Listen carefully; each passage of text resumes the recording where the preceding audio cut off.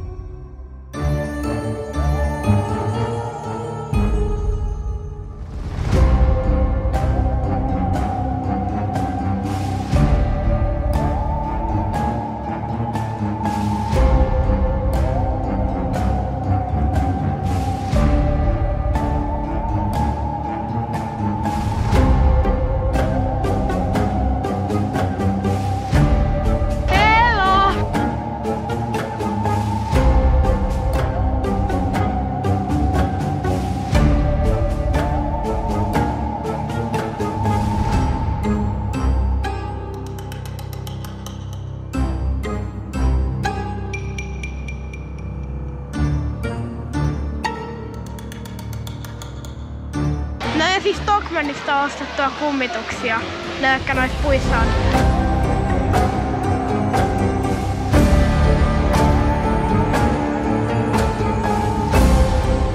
Ja siis tällaiset tää näyttää tää, mikä on Puotilan kartano.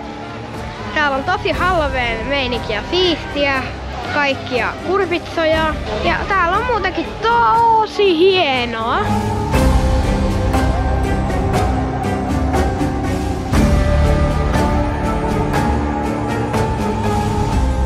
Tee on hyvä. Aika kuumaa vielä. Täällä on hauskaa. Siinä on mun tee. Täällä on kaikkia vilkkuvia valoja. Täällä on ihan pimeetä jo. Kioski. Itse kartano. Ja ei kai siinä muuta. Nähdään ensi videossa.